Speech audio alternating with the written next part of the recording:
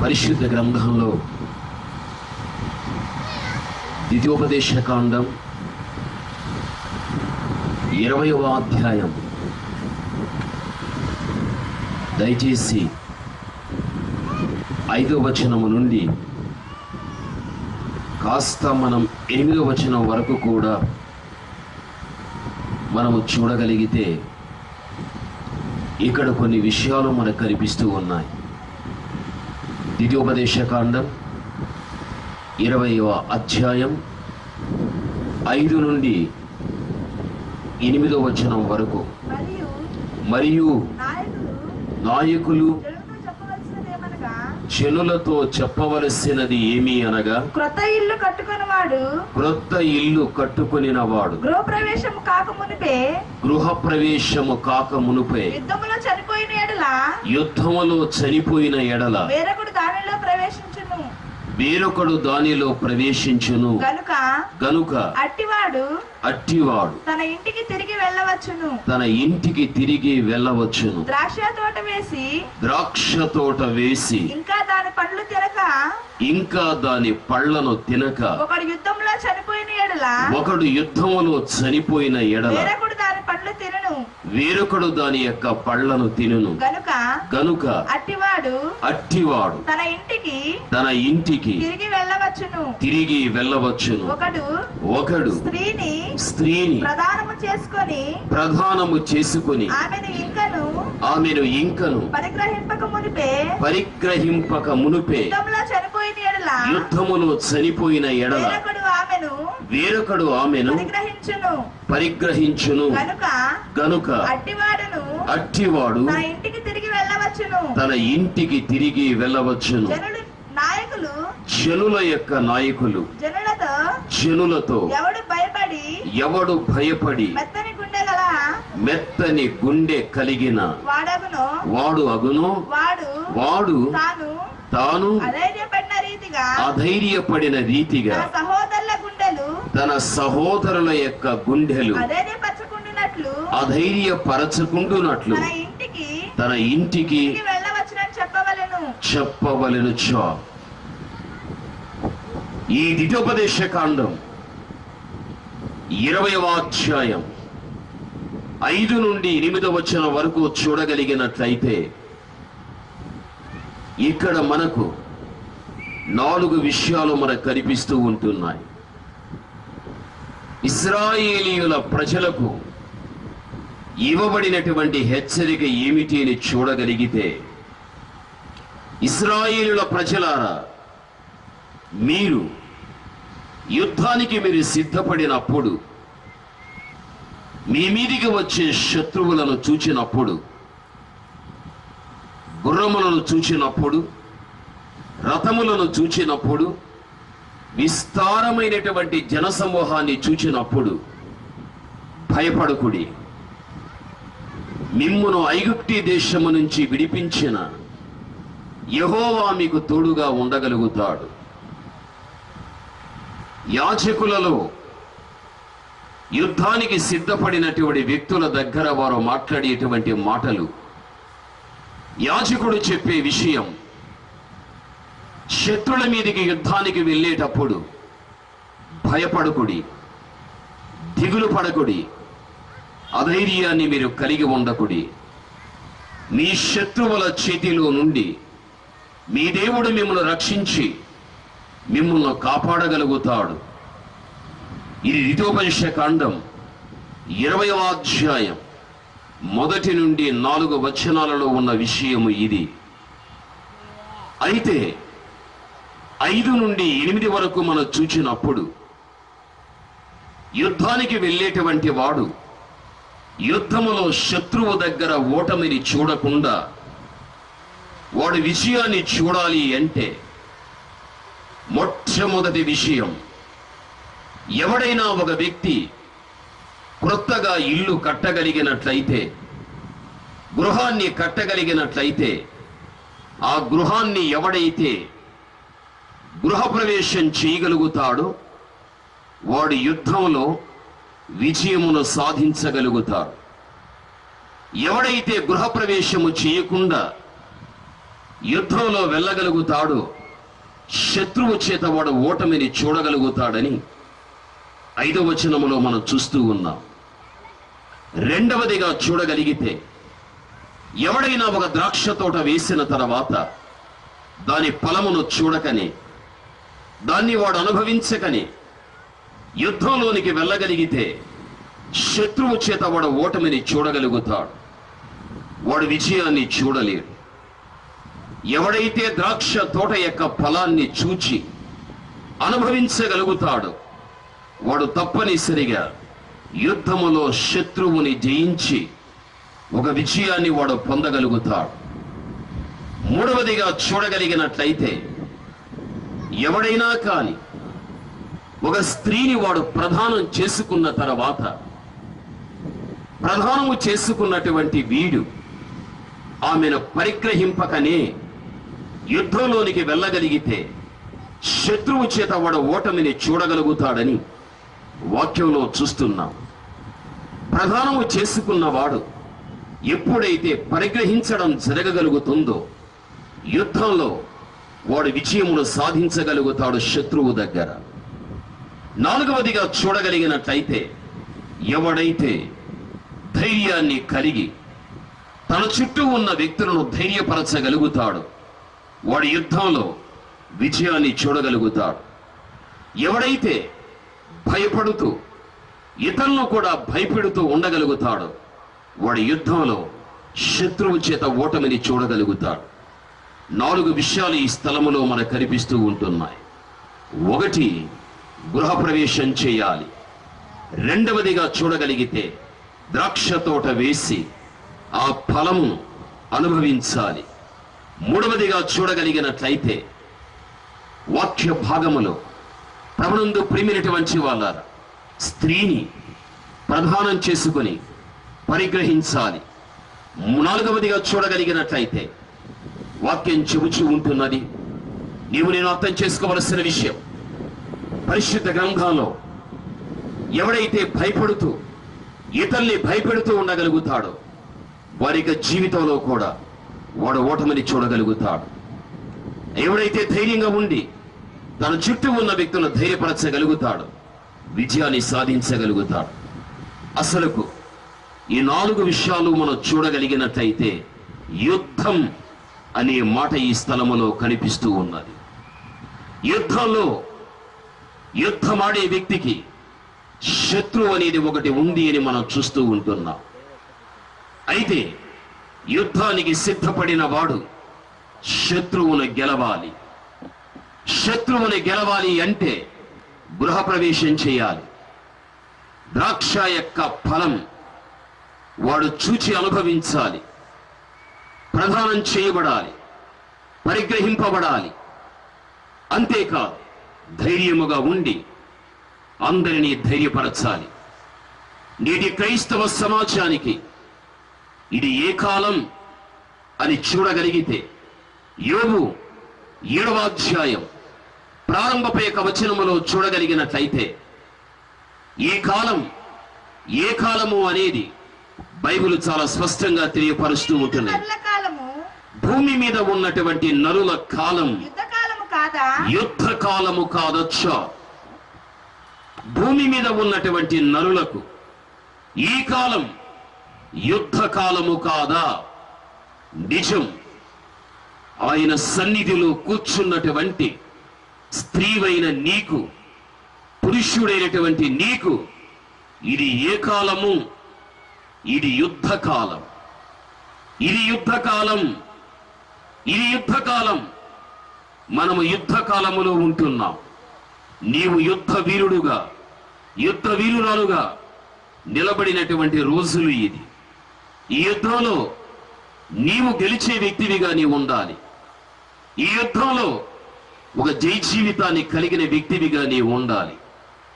యుద్ధానికి సిద్ధపడేటువంటి వ్యక్తులు ఎవరు అని మనం చూడగలిగినట్లయితే, యుద్ధమునకు సిద్ధపడే వ్యక్తుల గురించి బైబిల్ ఈ విధంగా చెబుతుంది. 2వ సమూయేలు 11వ అధ్యాయం ప్రారంభపు యొక్క వచనములో చూడగలిగినట్లయితే, ఆ యుద్ధానికి సిద్ధపడిన వ్యక్తులు ఎవరో వసంతకాలమున వసంత కాలమున రాజులు యుద్ధమునకు బయలుదేరు సమయమున యుద్ధానికి బయలుదేరు సమయమున చాలు. ఏ కాలం? వసంత కాలం. యుద్ధానికి బయలుదేరినది ఎవరు? రాజులు అని వ్రాయబడి ఉన్నది. వసంత కాలమందు రాజులు యుద్ధమునకు బయలుదేరు సమయం.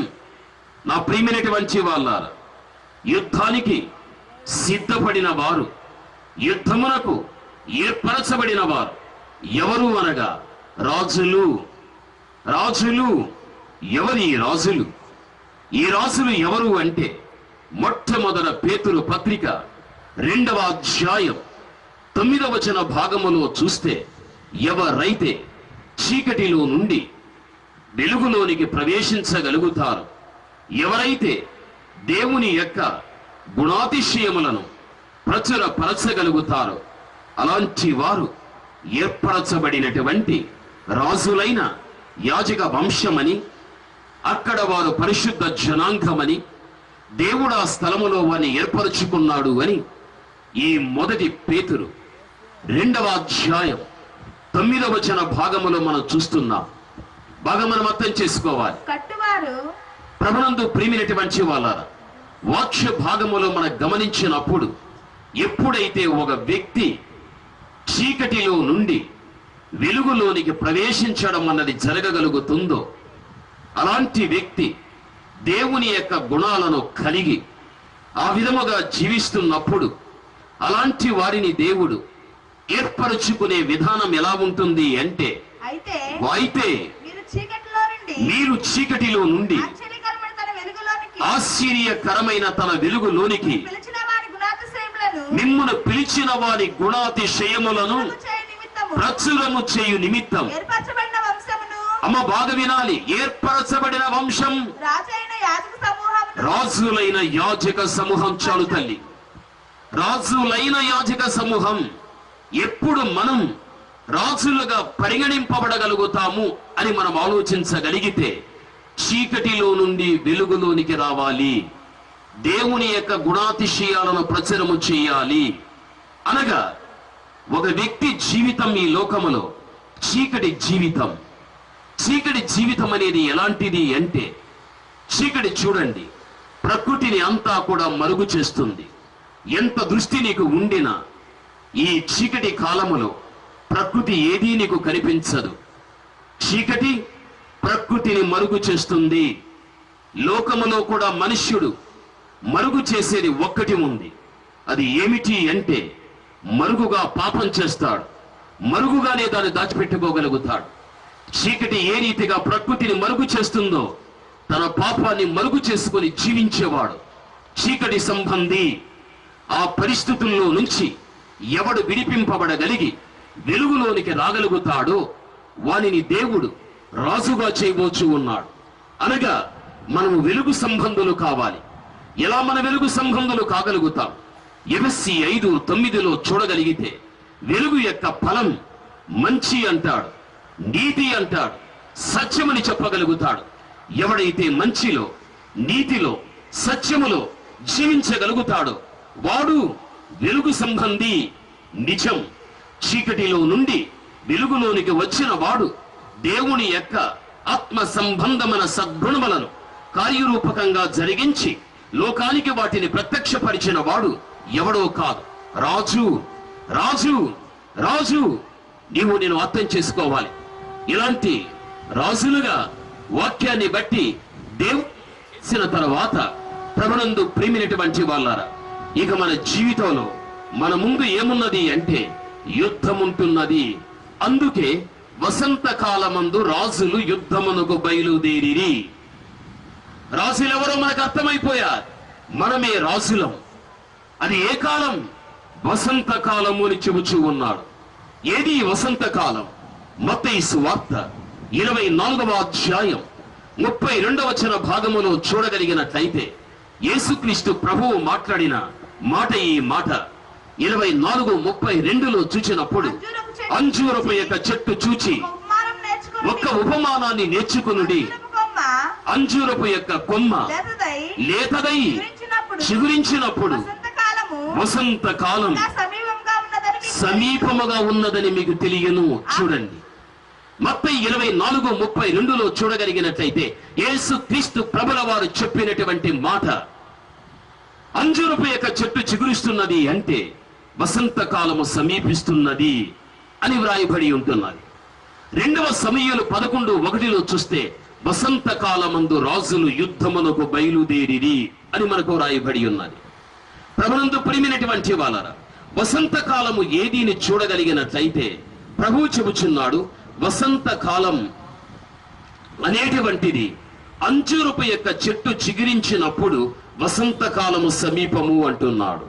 అనగా అంజూరపు యొక్క చెట్టుని మీరు చూడండి, పరిశుద్ధ గ్రంథంలో అంజూరపు యొక్క చెట్టు ఎండిపోవడం చూస్తున్నాం, అంజూరపు యొక్క చెట్టు చిగురించడం చూస్తున్నాం, అంజూరపు యొక్క చెట్టు ఫలించడం అనేది చూస్తూ ఉన్నాం. అంజూరపు యొక్క చెట్టును గురించి పరిశుద్ధ గ్రంథములో 3 విధాలుగా మన కనపరచబడుచు ఉంటున్నాయి. ఈ అంజూరపు యొక్క చెట్టు ఇశ్రాయేలుల యొక్క రాజ్యమును లేక ఆ జనాంగాన్ని సూచించుచూ ఉంటున్నది. 70వ ఏట టైటస్ యొక్క కాలములో ఎప్పుడైతే టైటస్ యెరూషలేము యొక్క పట్టణాన్ని ముట్టడి వేయగలిగాడో, ఆ ముట్టడి వేసిన కాలములో టైటస్ యొక్క సైన్యము దగ్గర ఇశ్రాయేలుల ప్రజలు నిలవలేక అనేక మంది వ్యక్తులు చెదిరిపోయారు. తూర్పు, పడమర, ఉత్తర, దక్షిణాలకు చెదిరిపోయారు. వారి చేత పట్టబడిన వ్యక్తులు అనేక మంది వ్యక్తులు చంపబడిపోయారు. అనేక మంది వ్యక్తులు చెరగా తీసుకుని వెళ్ళిపోయారు. అనేక మంది వ్యక్తులు క్షామము చేత నశించిపోగలిగారు. అది టైటస్ యొక్క కాలములో జరిగిన సంఘటన అన్నమాట. తిరిగి 1998వ సంవత్సరాన ఇశ్రాయేలు యొక్క రాజ్య స్థాపన ప్రారంభం కాగలిగారు. ఎప్పుడైతే ఇశ్రాయేల్ రాజ్య స్థాపన ప్రారంభం కాగలిగాదో, చెదిరిపోయినటువంటి ఇశ్రాయేలుల ప్రజలు యావత్ మంది 4 దిక్కుల నుండి చెదిరిపోయినటువంటి వీరు 4 దిక్కుల నుండి తిరిగి 1948వ సంవత్సరం తిరిగి ఇశ్రాయేల్ రాజ్య స్థాపన ప్రారంభమైనప్పుడు ఆ చెదిరిపోయిన వారందరూ కూడా తిరిగి వారి రాజ్యములో చేర్చబడిరి. ఆ రాజ్యములో వారందరూ చేర్చబడుచున్నారు అంటే వారందరూ చిగురించుచున్నారు అని దాని యొక్క అర్థం. అందుకే అంజూరపు యొక్క చెట్టు చిగురిస్తున్నది అంటే వసంత కాలము సమీపిస్తూ ఉన్నది. అంజూరపు యొక్క చెట్టు ఇశ్రాయేలుల రాజ్యము లేక ఇశ్రాయేలు యొక్క ప్రజలను సూచిస్తున్నది. ఎప్పుడు ఆ రాజ్య స్థాపన ప్రారంభం కాగలిగాదో చెదిరిపోయినటువంటి ప్రజలందరూ ఆ రాజ్యములో చేర్చబడుచున్నారు అంటే వారు చిగురిస్తున్నారు. వారు చిగురిస్తున్నారు అంటే వసంత కాలము సమీపిస్తున్నది. వసంతము అనగా వివాహము, ఆడడము అని దాని అర్థం. ఎవరితో వివాహం?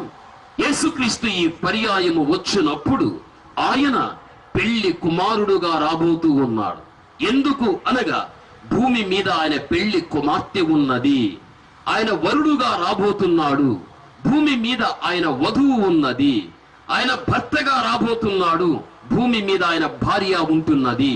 నా ప్రియమైనటువంటి వాళ్ళారా, వసంత కాలమందు రాజులు యుద్ధమునకు బయలుదేరు సమయం. వసంత కాలం అన్నది యేసుక్రీస్తు ప్రభు యొక్క రాకను సూచించుచూ ఉన్నది. ఆయన పెళ్లి కుమారుడుగా వస్తూ ఉన్నాడు తన వధువైన సంఘము నిమిత్తముగా. కాబట్టి వసంత కాలం అన్నటువంటి క్రీస్తు ప్రభు యొక్క రాకడ గడియలో రాజువైన నీవు, రాణివైనటువంటి నీవు దేనికి సిద్ధపడాలి అంటే యుద్ధమునకు సిద్ధపడాలి. అందుకే భూమి మీద నరుల కాలం యుద్ధ కాలము కాదా అని బైబిల్ చాలా స్పష్టంగా తెలియపరుస్తూ ఉన్నది. దేవుని యొక్క రాకడ గడియల్లో జీవించుచున్నటువంటి స్త్రీవైన నీవు, పురుషుడు అయినటువంటి నీవు ఈ రోజున దేవుని యొక్క గుణాతిశయాలను ప్రచురపరుస్తూ నీవు చీకటిలో నుంచి వెలుగులోనికి వచ్చిన జీవితము కాబట్టి దేవుడు నిన్ను ఏర్పరచుకుని ఒక రాజవంశముగా నిన్ను పెట్టగలిగాడు. కాబట్టి రాజువైనటువంటి, రాణివైనటువంటి నీవు ఈ వసంత కాలమందు క్రీస్తు యొక్క రాకడ గడియల్లో నీవు యుద్ధం చేయటానికి నిలబడిన వ్యక్తివిగా నీవు ఉండాలి. ఇది యుద్ధకాలం. ఇది యుద్ధకాలం. నేటి క్రైస్తవ సమాజానికి ఇది యుద్ధకాలం. ఎవరితో యుద్ధం? ఎవరితో మన యుద్ధం? మన యుద్ధం ఎవరితో అంటే నీవు మరణాన్ని చూచేంత వరకు కూడా లోకములో నీవు యుద్ధం చేయవలసినది మూడు వాటి విషయంలో యుద్ధం చేయాలి. ఈ 3 క్రైస్తవుణ్ణి పడగొట్టేస్తూ ఉన్నాయి, క్రైస్తవుణ్ణి పతనం చేస్తూ ఉంటున్నాయి. ఏది ఆ 3? మొట్టమొదటి శత్రువు సాతాను, రెండవ శత్రువు లోకం, మూడవ శత్రువు నీ శరీరమే నీ శత్రువు. నీ శరీరమే నీ శత్రువు.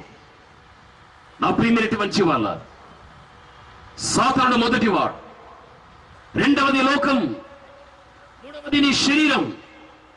ఈ 3 కూడా శత్రువుగా నిలబడి ఉంటున్నాయి నీ ఎదుట. ఈ రోజున సాతానుడు అనేక మంది వ్యక్తులను పాప విషయములో ప్రేరేపింపచేసి అనేక మంది వ్యక్తులను పడగొడుతూ ఉన్నాడు. లోకం ఎన్నో కార్యాలు ఉన్నాయి. లోక కార్యాలు మనిషిని ఆకర్షించి లోక కార్యాలు మనిషిని పడగొట్టేస్తూ ఉన్నాయి.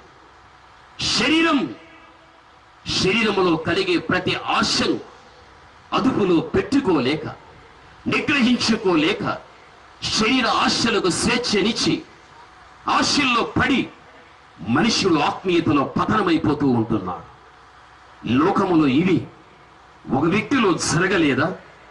జరుగుతూ ఉన్నాయి.